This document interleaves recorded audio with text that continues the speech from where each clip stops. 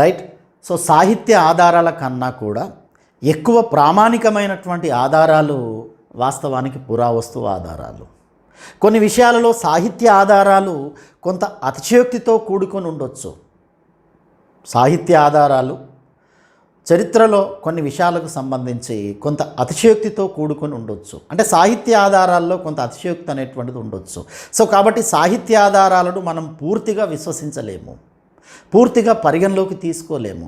కానీ మనం ఖచ్చితంగా పూర్తిగా విశ్వసించదగినటువంటి ఆధారాలు, పూర్తిగా ప్రామాణికమైనటువంటి ఆధారాలు మాత్రం పురావస్తు ఆధారాలు. అంటే ఇక్కడ సాహిత్య ఆధారాలతో కనుక పోల్చుకుంటే సాహిత్య ఆధారాల కన్నా కూడా ఎక్కువ ప్రామాణికమైనటువంటి ఆధారాలుగా, ఎక్కువ నమ్మదగినటువంటి విశ్వసించదగినటువంటి ఆధారాలుగా చరిత్రకారులు వేటిని పేర్కొంటారు? పురావస్తు ఆధారాలను పేర్కొంటారు.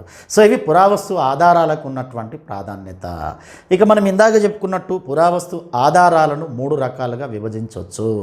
పురావస్తు ఆధారాలు మొత్తం 3 రకాలు. ఆ 3 రకాలలో మొదటి వాటిని శాసనాలు అని, రెండో వాటిని నాణెములని, మూడో వాటిని కట్టడాలు లేక శిథిలములు అని పేర్కొంటారు.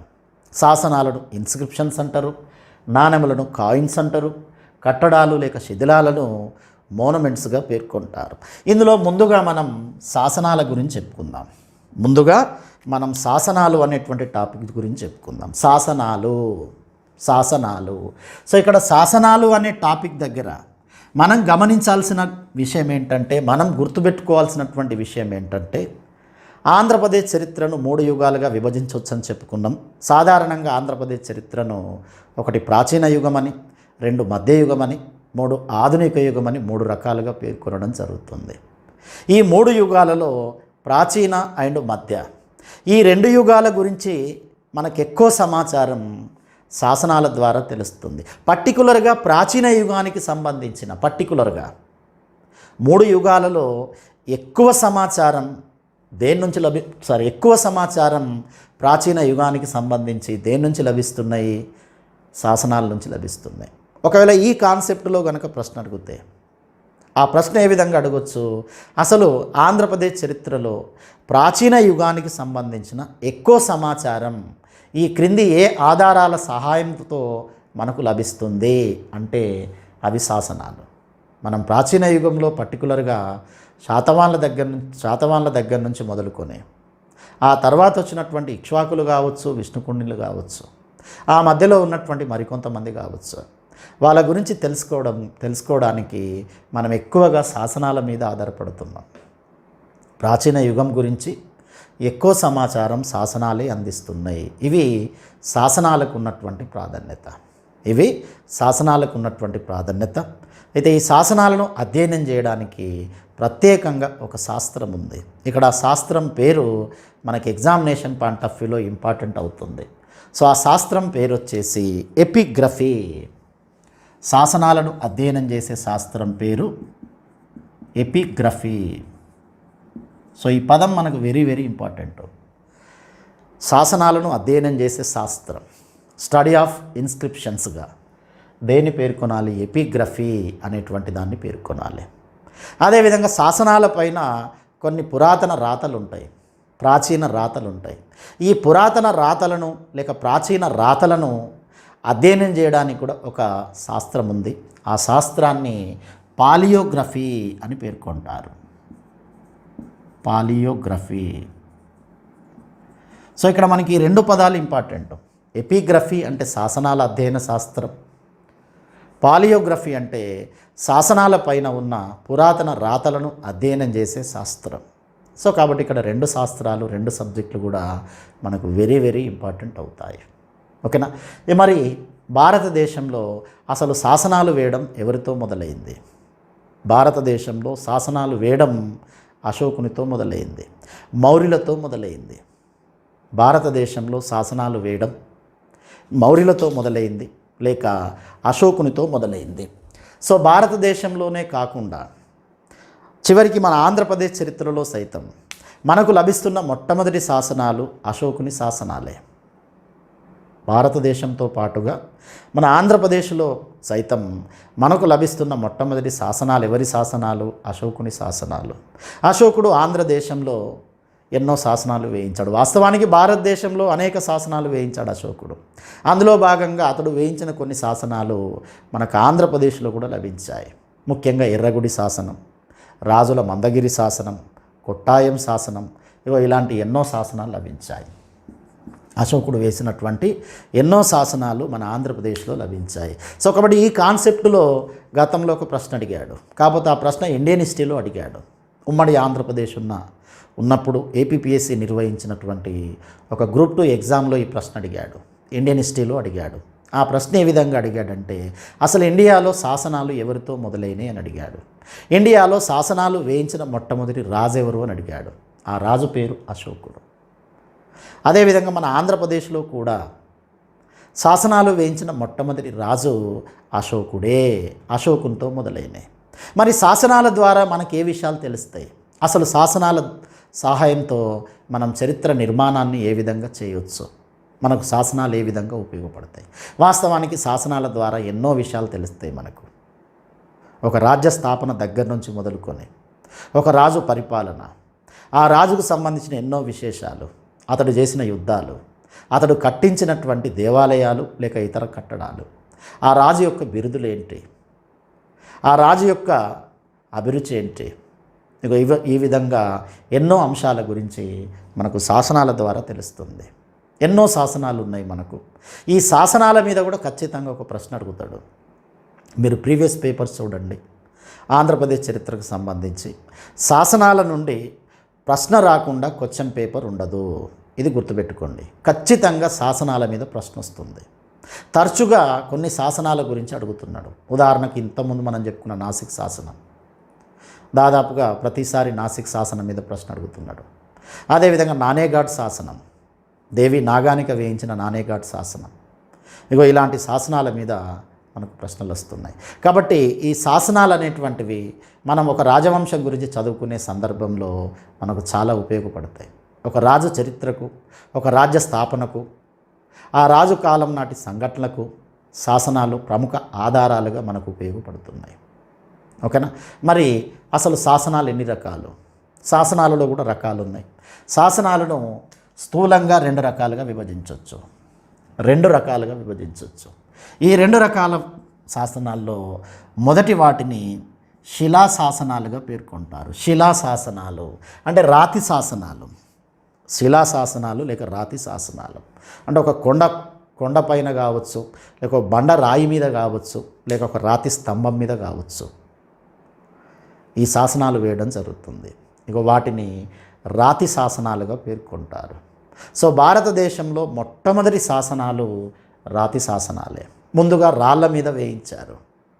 బండల మీద, కొండల మీద, లేక రాతి కట్టడాలపైన, రాతి స్తంభాలపైన శాసనాలు వేయించారు. కాబట్టి మొట్టమొదటి శాసనాలు ఎలాంటి శాసనాలు?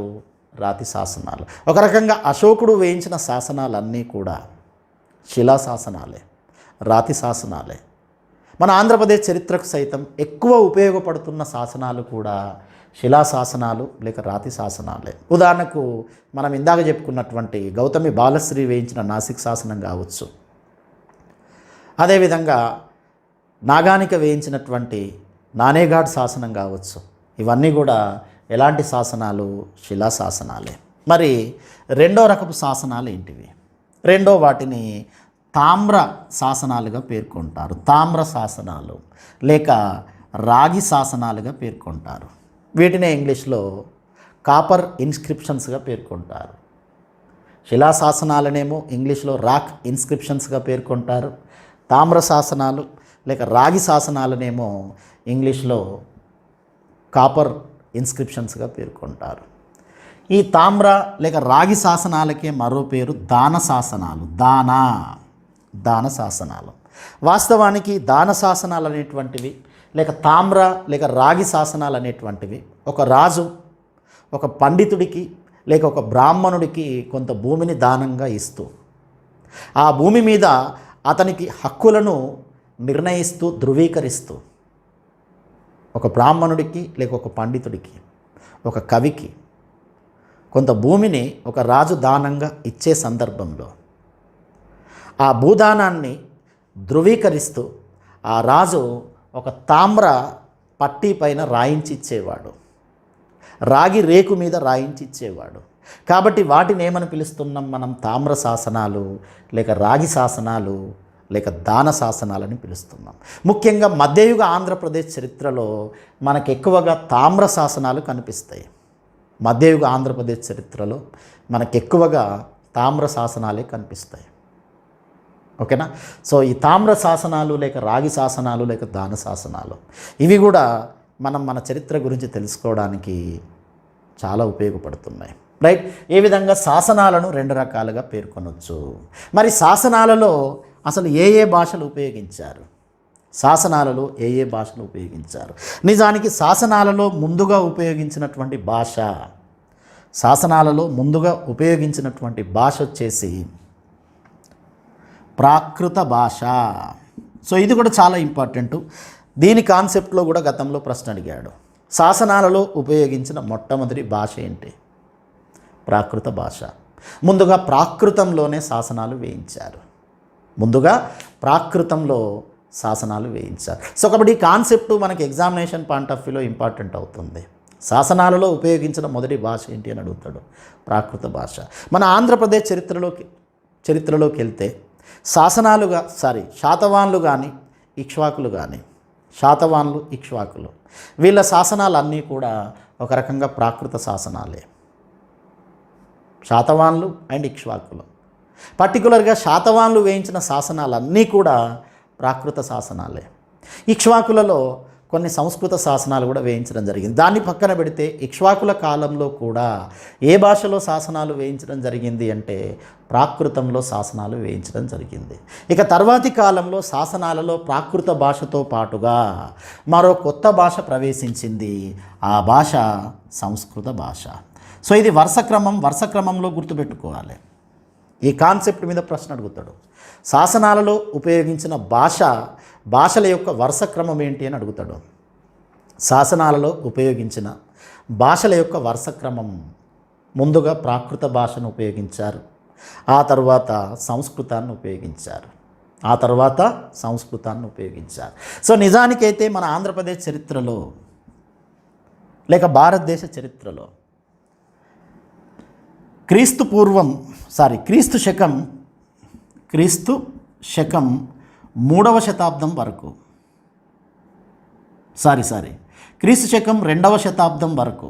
క్రీస్తు శకం 2వ శతాబ్దం వరకు భారతదేశ చరిత్రలో ప్రాకృతంలోనే శాసనాలు వేయబడ్డాయి.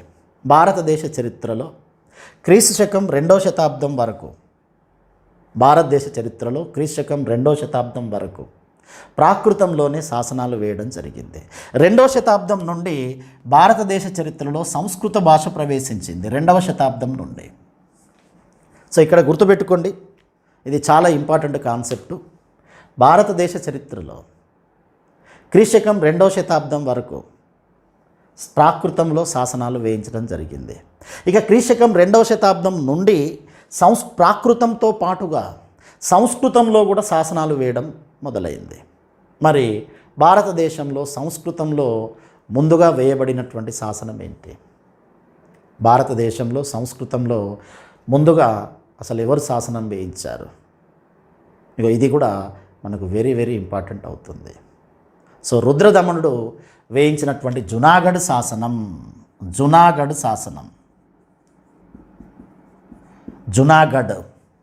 ఇది క్రీశకం 150 సంవత్సరంలో వేయబడింది, అంటే 2వ శతాబ్దంలో వేయబడింది. ఇది భారతదేశ చరిత్రలో మొట్టమొదటి సంస్కృత శాసనం. దీన్ని వేయించినటువంటి వాడు రుద్రదమనుడు. ఇక మన ఆంధ్రప్రదేశ్ విషయానికి వస్తే ఆంధ్రప్రదేశ్ చరిత్రలో క్రీస్తు శకం 3వ శతాబ్దం వరకు, ఆంధ్రప్రదేశ్ చరిత్రలో క్రీస్తు శకం 3వ శతాబ్దం వరకు మన దగ్గర వేయబడిన శాసనాలన్నీ కూడా ప్రాకృతంలోనే వేశారు. భారతదేశ చరిత్రలో ప్రాకృతంలో 2వ శతాబ్దం వరకు శాసనాలు వేయబడ్డాయి. ఆంధ్రప్రదేశ్ చరిత్ర విషయానికి వస్తే ప్రాకృతంలో ఏ శతాబ్దం వరకు శాసనాలు వేయబడ్డాయి? 3వ శతాబ్దం వరకు శాసనాలు వేయబడ్డాయి. ఇక 3వ శతాబ్దం నుండి మన దగ్గర సంస్కృతంలో శాసనాలు మొదలైనాయి. ఇది వెరీ వెరీ ఇంపార్టెంట్. భారతదేశ చరిత్రలో సంస్కృతంలో శాసనాలు వేయడం మొదలైంది 2వ శతాబ్దం నుండి. ఆంధ్రప్రదేశ్ చరిత్రలో సంస్కృతంలో శాసనాలు వేయడం మొదలైంది 3వ శతాబ్దం నుండి. క్రీశకం 3వ శతాబ్దానికి ముందున్నటువంటి మన శాసనాలన్నీ కూడా ప్రాకృత శాసనాలే. ఇక క్రీశకం 3వ శతాబ్దం నుండి ప్రాకృతంతో పాటుగా సంస్కృతంలో కూడా శాసనాలు మొదలైనవి. మరి మన దగ్గర సంస్కృతంలో మొట్టమొదటి శాసనాలు ఏంటి? ఎవరు వేశారు? ముఖ్యంగా ఇక్ష్వాకులు వేయించారు. ఇక్ష్వాకుల కాలం నుండి ప్రాకృతంతో పాటుగా, పూర్తిగా ప్రాకృత శాసనాలు ఆగిపోలేదు, ప్రాకృత శాసనాలతో పాటుగా సంస్కృతంలో కూడా ఇక్ష్వాకుల కాలం నుండి శాసనాలు వేయడం మొదలైంది. ఆ శాసనాలు మనకు నాగార్జునకొండలో లభించాయి. నాగార్జునకొండ. సో కాబట్టి మన ఆంధ్రప్రదేశ్ చరిత్రలో మొదటి సంస్కృత శాసనం నాగార్జునకొండ శాసనం. దీన్ని ఎవరు వేయించారు? ఇక్ష్వాకులు వేయించారు. నాగార్జునకొండ శాసనాన్ని ఎవరు వేయించారు? ఇక్ష్వాకులు వేయించారు. ఇక్ష్వాకు రాజులు మొత్తం 4 అయితే ఆ 4 రాజుల్లో 3వ రాజు పేరు యెహువల శాంతమూలుడు. ఆ యెహువల శాంతమూలుడు నాగార్జునకొండ శాసనాన్ని వేయించాడు. ఇక ఇక్ష్వాకుల తర్వాత వచ్చినటువంటి వాళ్ళు విష్ణుకుండినులు. విష్ణుకుండినులు సంస్కృతాన్ని రాజభాషగా స్వీకరించారు. అప్పటి వరకు శాతవాన్లకు కానీ ఇక్ష్వాకులకు కానీ వీళ్ళిద్దరికీ ప్రాకృతం రాజభాషగా ఉండేది. ఇక ప్రాకృతానికి బదులుగా మొదటిసారిగా సంస్కృతాన్ని రాజభాషగా స్వీకరించినటువంటి వాళ్ళు ఆంధ్రప్రదేశ్ చరిత్రలో విష్ణుకుండినులు. ఇక విష్ణుకుండినులు మొదలుకొని తర్వాత వచ్చినటువంటి ప్రతి రాజవంశం కూడా సంస్కృతాన్నే రాజభాషగా స్వీకరించాయి. కాబట్టి సంస్కృతంలో శాసనాలు వేయడం ఎక్కువైంది. వాస్తవానికి ఇక్ష్వాకుల కాలం వరకు ప్రాకృతంలో శాసనాలు వచ్చినాయి. ఇక్ష్వాకుల కాలంలో ప్రాకృతంతో పాటుగా సంస్కృతంలో శాసనాలు వేయడం మొదలైంది. ఇక విష్ణుకుండినుల కాలం నుండి ఎక్కువ శాసనాలు ఏ భాషలో వేయడం జరిగింది? సంస్కృతంలో వేయడం జరిగింది. విష్ణుకుండినులకు ముందు సంస్కృతంలో శాసనాలు వేయించింది ఇక్ష్వాకులు అయినప్పటికీ విష్ణుకుండినుల కాలం నుండే సంస్కృతంలో శాసనాలు వేయడం పెరిగింది అని చెప్పొచ్చు. ఇక తర్వాత ఉన్నటువంటి వేంగి చాళుక్యులు కావచ్చు, ఆ తర్వాత ఉన్నటువంటి కాకతీయులు కావచ్చు, వీళ్ళంతా నిజానికి సంస్కృతంలోనే శాసనాలు వేయించారు. రైట్. ఇక సంస్కృతంతో పాటుగా శాసనాలలో ఉపయోగించబడిన మరో భాష తెలుగు భాష. తెలుగు. సో తెలుగులో శాసనాలు వేయడం వాస్తవానికి చాలా ఆలస్యంగా మొదలైంది అని చెప్పొచ్చు. తెలుగులో శాసనాలు వేయడం చాలా ఆలస్యంగా మొదలైంది. సో ముఖ్యంగా 6వ శతాబ్దం నుండి మొదలైంది. తెలుగులో శాసనాలు వేయడం ఏ శతాబ్దం నుండి మొదలైంది? 6వ శతాబ్దం నుండి మొదలైంది. సో ఇక్కడ ఈ శతాబ్దాలు మనకు చాలా ఇంపార్టెంట్ అవుతాయి. ఈ శతాబ్దాలకు సంబంధించి ఇక్కడ మీరు 3 శతాబ్దాలు గుర్తుపెట్టుకోవాలి. ఓకేనా? సో ఆంధ్రప్రదేశ్ చరిత్రలో క్రీస్తు శకం 3వ శతాబ్దం వరకు ప్రాకృతంలోనే శాసనాలు వేయడం జరిగింది. క్రీస్తు శకం 3వ శతాబ్దం నుండి ప్రాకృతంతో పాటుగా శాసనాలలో సంస్కృత భాష కూడా ఉపయోగించబడింది. ఇక క్రీస్తు శకం 6వ శతాబ్దం నుండి శాసనాలలో ప్రాకృత సంస్కృత భాషలతో పాటుగా తెలుగులో కూడా శాసనాలు వేయడం మొదలైంది. ఇక్కడ తెలుగులో శాసనాలు వేయడం ప్రారంభమైంది అనే కాన్సెప్ట్ మనకి ఎగ్జామినేషన్ పాయింట్ ఆఫ్ వ్యూలో ఇంపార్టెంట్. ఈ కాన్సెప్ట్లో గతంలో చాలాసార్లు ప్రశ్న అడిగాడు. ఈ ప్రశ్న రిపీటెడ్గా అడుగుతున్నాడు. సో ఇది ప్రీవియస్ బిట్టు కాబట్టి అభ్యర్థులు దీన్ని ఇంపార్టెంట్గా భావించండి. ఓకేనా? తెలుగులో ఏ శతాబ్దం నుండి శాసనాలు మొదలైనవి? క్రీస్తు శకం 6వ శతాబ్దం నుండి శాసనాలు మొదలైనవి. క్రీస్తు శకం 6వ శతాబ్దం నుండి ఖచ్చితమైన సంవత్సరం చెప్పాలి అంటే క్రీస్తు శకం 575వ సంవత్సరం నుండి 575వ సంవత్సరం నుండి తెలుగులో కూడా శాసనాలు వేయడం మొదలైంది. ఆ తెలుగులో వేయించిన మొట్టమొదటి శాసనం పేరు కలమొల్ల శాసనం. సో ఇది మనకు వెరీ వెరీ ఇంపార్టెంట్ అవుతుంది. ఇది ప్రీవియస్ బిట్. దాదాపుగా రిపీటెడ్గా ఈ కలమొల్ల శాసనం మీద ప్రశ్న అడుగుతున్నాడు. కలమొల్ల శాసనం 575వ సంవత్సరంలో వేయబడింది. ఈ శాసనాన్ని వేయించినటువంటి రాజు రేనాటి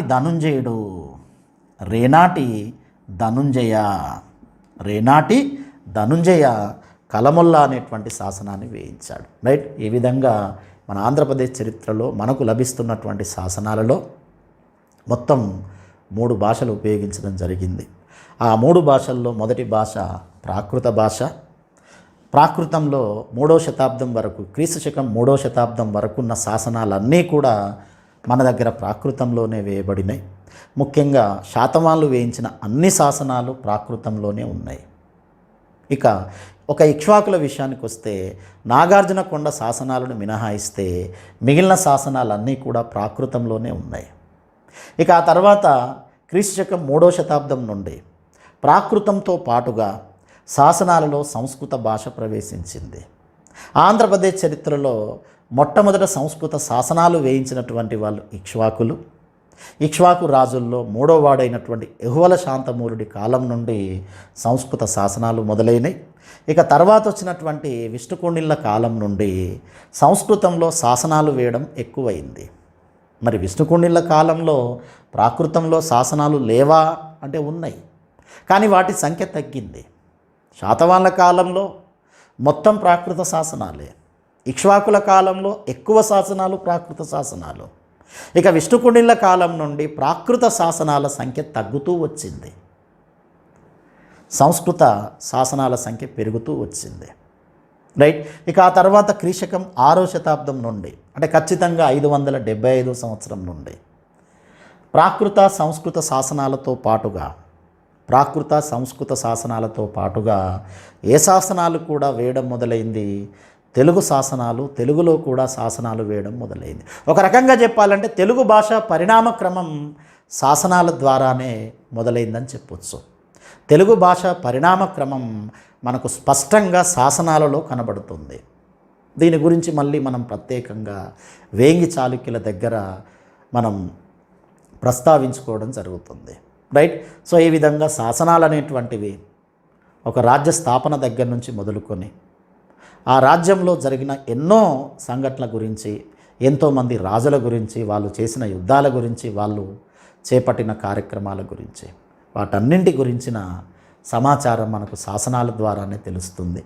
శాసనాలు అనేటువంటి కాన్సెప్ట్ మీద ఖచ్చితంగా ఒక ప్రశ్న అడుగుతున్నాడు. సో మీరు గత ప్రశ్నాపత్రాలను కనుక పరిశీలిస్తే ఎన్నో ఎగ్జాములలో నానేఘాట్ శాసనం కావచ్చు, నాసిక్ శాసనం కావచ్చు, అదేవిధంగా కలమల్ల శాసనం కావచ్చు, ఇలా ఎన్నో శాసనాల మీద, మోటుపల్లి అభయ శాసనం కావచ్చు, ఇలా ఎన్నో శాసనాల మీద మనకు రిపీటెడ్గా ప్రశ్నలు వస్తున్నాయి. సో కాబట్టి శాసనాలు అనేటువంటి కాన్సెప్టు మనకు వెరీ వెరీ ఇంపార్టెంట్ అవుతుంది. సో ఇది అభ్యర్థులు గుర్తుపెట్టుకోవాలి.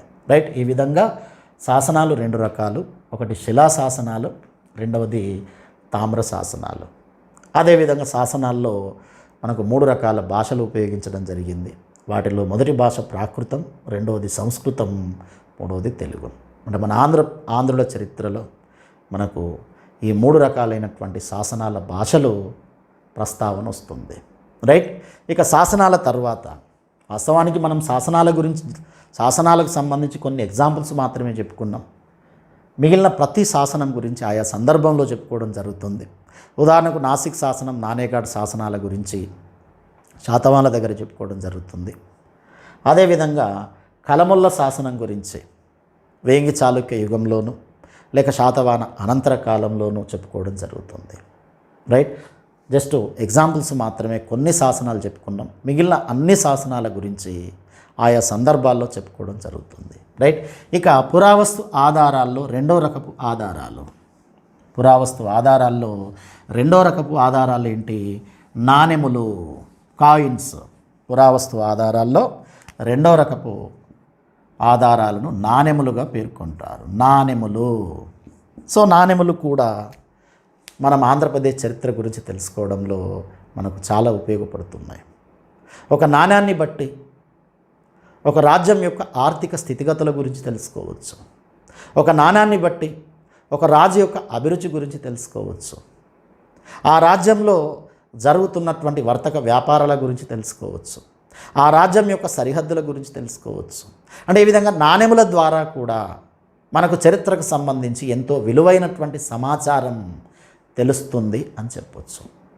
ఇలాంటి నాణెముల గురించి అధ్యయనం చేయడానికి ప్రత్యేకంగా ఒక శాస్త్రం ఉంది. దాన్ని న్యూమెస్మటిక్స్గా పేర్కొంటారు. నాణెముల అధ్యయన శాస్త్రాన్ని న్యూమెస్మటిక్స్గా పేర్కొంటారు. సో ఇది వెరీ వెరీ ఇంపార్టెంట్. ఈ పదం గతంలో ఒక ఎగ్జామ్లో ప్రశ్నగా ఇవ్వడం జరిగింది. న్యూమిస్మటిక్స్ నాణెముల అధ్యయన శాస్త్రాన్ని ఏమంటారు? Study of coinage. నాణెముల అధ్యయన శాస్త్రాన్ని న్యూమిస్మటిక్స్గా పేర్కొంటారు. మనకు లభించినటువంటి రాజవంశాలకు సంబంధించిన నాణెముల పైన వాళ్ళ యొక్క కొన్ని సింబల్స్ కనబడుతున్నాయి, కొన్ని బొమ్మలు కనబడుతున్నాయి. ప్రతి రాజవంశం ముద్రించినటువంటి నాణేల పైన వాళ్ళకు సంబంధించినటువంటి కొన్ని బొమ్మలను లేక కొన్ని సింబల్స్ను ముద్రించడం జరిగింది. ఆ బొమ్మలను లేక ఆ సింబల్స్ను అధ్యయనం చేయడానికి కూడా ఒక శాస్త్రం ఉంది. ఆ శాస్త్రాన్ని సిగిలోగ్రఫీ అని పేర్కొంటారు. సిగిలోగ్రఫీ. సో ఈ పదం కూడా మనకు చాలా ఇంపార్టెంట్. సిగిలోగ్రఫీ. సిగిలోగ్రఫీ. సిగిలోగ్రఫీ అంటే నాణెముల పైన ఉన్న బొమ్మలను అధ్యయనం చేసే శాస్త్రం. నాణెముల పైన ఉన్న బొమ్మలను అధ్యయనం చేసే శాస్త్రాన్ని సిగిలోగ్రఫీగా పేర్కొంటారు. నాణెముల అధ్యయన శాస్త్రాన్ని న్యూమిస్మటిక్స్గా పేర్కొంటారు. నాణెముల మీద ఉన్న బొమ్మల అధ్యయనాన్ని సిగిలోగ్రఫీగా పేర్కొంటారు. మరి మన ఆంధ్రప్రదేశ్ చరిత్రలో నాణెములు ఎప్పటి నుండి మొదలైనాయి? నాణెములు వేయడం ఎప్పటి నుండి మొదలైంది? ముఖ్యంగా మౌర్య యుగం నుండి మొదలైంది. మౌర్య యుగం అంటే భారతదేశాన్ని మౌర్యులు పరిపాలిస్తున్న కాలం నుండి మన ఆంధ్రప్రదేశ్లో వేయడం ప్రారంభమైంది. మౌర్య యుగం నుండి ఆంధ్రప్రదేశ్లో నాణెములు లభిస్తున్నాయి. ఈ కాన్సెప్ట్ మనకు చాలా ఇంపార్టెంట్. ఆంధ్రప్రదేశ్ చరిత్రలో నాణెములు ఎప్పటి నుండి లభిస్తున్నాయి అని అడుగుతాడు. మౌర్య యుగం నుండి లభిస్తున్నాయి. మౌర్యులు పరిపాలిస్తున్న కాలం నుండి లభిస్తున్నాయి. వాస్తవానికి మౌర్య సామ్రాజ్యంలో మన ఆంధ్రప్రదేశ్ అంతర్భాగంగా కొనసాగింది. ఆంధ్రప్రదేశ్ను మౌర్యులు పరిపాలించారు. మౌర్యులు పరిపాలిస్తున్న కాలంలో మౌర్యులకు సామంతులుగా మన ఆంధ్రప్రదేశ్లో కొంతమంది సామంతులు ఉండేవాళ్ళు. ఆ సామంతులు మరియు మౌర్య చక్రవర్తులు వీళ్ళు ముద్రించినటువంటి నాణెములు మనకు ఆంధ్రప్రదేశ్లో లభించినాయి. ఇక తర్వాత వచ్చినటువంటి శాతవాహనుల కాలం నుండి నాణెములు ముద్రించడం ఎక్కువైంది. శాతవాహనుల కాలం నుండి నాణెములు ముద్రించడం ఎక్కువైంది.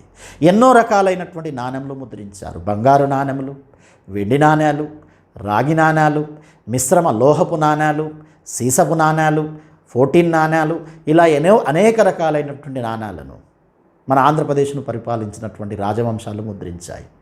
ముఖ్యంగా మనకు ఎక్కువగా శాతవాహనులు ముద్రించిన నాణ్యాల మీద ఇక్ష్వాకులు, విష్ణుకుండిన్లు, వేంగి చాళుక్యులు, కాకతీయులు, విజయనగర రాజులు వీళ్ళు ముద్రించిన నాణ్యముల మీద మనకు ప్రశ్నలు వస్తున్నాయి తరచుగా. శాతవాహనులు, ఇక్ష్వాకులు, విష్ణుకుండిన్లు, వేంగి చాళుక్యులు, కాకతీయులు, విజయనగర రాజులు వీళ్ళు ముద్రించినటువంటి నాణెముల నుండి నాణెముల మీద ఎక్కువగా ప్రశ్నలు వస్తున్నాయి. ఉదాహరణకు విష్ణుకుండిన్లకు సంబంధించినటువంటి నాణెముల గురించి గతంలో ఒక ప్రశ్న వచ్చింది. సో ఆ ప్రశ్న ఏంటంటే, ఈ క్రింది వారిలో ఇనుప నాణ్యాలు ముద్రించినటువంటి రాజవంశస్థులు ఎవరు అని అడిగారు. ఆంధ్రుల చరిత్రలో ఇనుప నాణ్యాలు ముద్రించినటువంటి వాళ్ళు విష్ణుకుండినులు. విష్ణుకుండినులు ఏ నాణ్యాలు ముద్రించారు? ఎలాంటి రకపు నాణ్యాలు ముద్రించారు? ఇనుప నాణ్యాలు ముద్రించారు. మరి ఇనుప నాణ్యాలు ముద్రించారు అంటే మనం దాన్ని ఏ విధంగా అర్థం చేసుకోవాలి? వాళ్ళ యొక్క రాజ్య ఆర్థిక పతనానికి నిదర్శనం అని అర్థం చేసుకోవాలి. పెద్ద సంఖ్యలో బంగారు నాణ్యాలు ముద్రిస్తే వాళ్ళ ఆర్థిక వ్యవస్థ బాగున్నట్టు. బంగారు నాణ్యాలు ముద్రించడం తగ్గించి రాగి నాణ్యాలు, ఇనుప నాణ్యాలు కనుక ముద్రిస్తే వాళ్ళ ఆర్థిక వ్యవస్థ పతనావస్థకు చేరుకుంది అని చెప్పొచ్చు మనం. ఓకేనా? సో కాబట్టి విష్ణుకుండిన్ల కాలం నాటి ఆర్థిక వ్యవస్థ మెరుగ్గా లేదు. కాబట్టి వాళ్ళు ఎలాంటి నాణ్యాలు ముద్రించారు? ఇనుప నాణ్యాలు ముద్రించారు. ఓకేనా? సో ఈ విధంగా మన ఆంధ్రుల చరిత్రలో నాణెములు సైతం మనకెంతో సమాచారాన్ని అందిస్తున్నాయి. మరి మనం సబ్జెక్ట్లోకి వెళ్ళిన తర్వాత ఒక్కో రాజవంశం గురించి చెప్పుకుంటున్న సందర్భంలో ఆ రాజవంశస్థులు ముద్రించినటువంటి నాణెములు ఏంటి, ఆ నాణెములకు ఉన్నటువంటి ప్రత్యేకత ఏంటి అనే అంశాల గురించి పూర్తి వివరాలతో సహా మళ్ళీ మనం ఆయా సందర్భాల్లో చెప్పుకుందాం. ఉదాహరణకు శాతవాహనుల చరిత్రలోకి వెళ్తే శాతవాహన రాజుల్లో యజ్ఞశ్రీ శాతకర్ణి ఓడబొమ్మతోటి, ఓడ గుర్తుతోటి నాణాలు ముద్రించాడు. ఇగో దీని మీద గతంలో కూడా ప్రశ్న అడిగాడు. ఓడబొమ్మ నాణాలు దేనికి సంకేతం? ఆ కాలం నాటి సముద్ర వ్యాపారానికి లేక విదేశీ వ్యాపారానికి సంకేతం. ఓకేనా, రైట్. పురావస్తు ఆధారాల్లో మొదటిది శాసనాలు, రెండవది నాణెములు, ఇక మూడవది వచ్చేసి కట్టడాలు లేక ప్రాచీన శిథిలాలు. కట్టడాలు లేక ప్రాచీన శిథిలాలు. మూడవది కట్టడాలు లేక ప్రాచీన శిథిలాలు. సో దీన్నే మనం ఇంగ్లీష్లో మోనుమెంట్స్గా ఏన్సెంట్ మోనుమెంట్స్గా పేర్కొంటారు. కట్టడాలు లేక ప్రాచీన శిథిలాలు. కట్టడాలు లేక ప్రాచీన శిథిలాలు. సో వీటిని ఏమని పేర్కొంటారు ఇంగ్లీష్లో? ఏన్సెంట్ మోనుమెంట్స్గా పేర్కొంటారు. సో వీటిని అధ్యయనం చేయడానికి కూడా ఒక శాస్త్రం ఉంది. ఇక్కడ శాస్త్రాలు మనకు చాలా ఇంపార్టెంట్. మనం ఇంతకుముందు కూడా కొన్ని శాస్త్రాల గురించి చెప్పుకున్నాం. ప్రతి శాస్త్రం పేరును మీరు గుర్తుపెట్టుకోండి, వీలైతే నోట్ చేసుకోండి. ఎపిగ్రఫీ కానీ, పాలియోగ్రఫీ కానీ, సిగిలోగ్రఫీ కానీ, ఇవన్నీ కూడా మనకు చాలా ఇంపార్టెంట్. అదేవిధంగా కట్టడాలు, ప్రాచీన శిథిలాలు, వీటిని అధ్యయనం చేయడానికి కూడా ప్రత్యేకంగా ఒక శాస్త్రం ఉంది. ఆ శాస్త్రాన్ని ఇకనోగ్రఫీగా పేర్కొంటారు. ఇకనోగ్రఫీ. కట్టడాలు, ప్రాచీన శిథిలాలు లేక ఏన్సెంట్ మోనుమెంట్స్, వీటిని అధ్యయనం చేయడానికి ఉన్నటువంటి శాస్త్రాన్ని ఏమని పేర్కొంటారు? ఇకనోగ్రఫీ అని పేర్కొంటారు. ఇక ఈ ప్రాచీన కట్టడాలు, ప్రాచీన శిథిలముల ద్వారా మనకు గతించినటువంటి చరిత్రకు సంబంధించి ఎన్నో విశేషాల గురించి తెలుస్తుంది. ఇవి మనకు పురావస్తు పరిశోధనల ద్వారా, పురావస్తు తవ్వకాల ద్వారా లభిస్తాయి. ప్రాచీన కట్టడాలు, ప్రాచీన శిథిలాలు, వీటి మీద పురావస్తు పరిశోధనలు జరిపి వాటికి సంబంధించినటువంటి ఎన్నో విశేషాలను మనకు అందించడం జరుగుతుంది. ఉదాహరణకు మనం శాతవాహనులు, ఇక్ష్వాకుల కాలాన్ని తీసుకుంటే, ఈ శాతవాహనులు, ఇక్ష్వాకుల కాలంలో మనకు బౌద్ధం యొక్క ప్రస్తావన చాలా ఎక్కువగా వస్తుంది. ఆ బౌద్ధానికి సంబంధించినటువంటి శ్రీపర్వత ప్రాంతం, అదేవిధంగా అమరావతి, ధాన్యకటక ప్రాంతాలు, అక్కడ ఉన్నటువంటి కట్టడాలు, బౌద్ధ కట్టడాలు, వీటి గురించిన ప్రస్తావన చాలా ఎక్కువగా వస్తుంది. మరి ఆ కట్టడాలు, ప్రాచీన శిథిలంలో మనకు శాతవాహనుల కాలం నాటి బౌద్ధమత స్థితిగతుల గురించిన సమాచారం తెలియజేస్తాయి.